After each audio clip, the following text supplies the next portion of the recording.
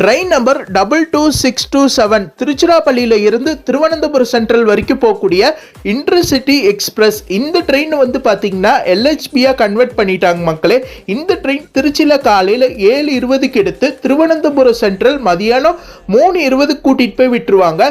பகல் டைம்ல திருச்சியில இருந்து திண்டுக்கல், மதுரை, விருதுநகர், சாத்தூர், கோவில்பட்டி, திருநெல்வேலி, வள்ளியூர், நாகர்கோயில், திருவனந்தபுரம் சென்ட்ரல் போறதுக்கு ஒரு பெஸ்ட் பட்ஜெட் ட்ரெயின். இந்த ட்ரெயின்ல வந்து பார்த்தீங்கன்னா 11 அன்ரிசர்வ்டு கம்பார்ட்மெண்ட், 4 செகண்ட் செட்டிங்கு, ஒரு ஏசி சேர் கார் வந்து கொடுத்துருக்காங்க.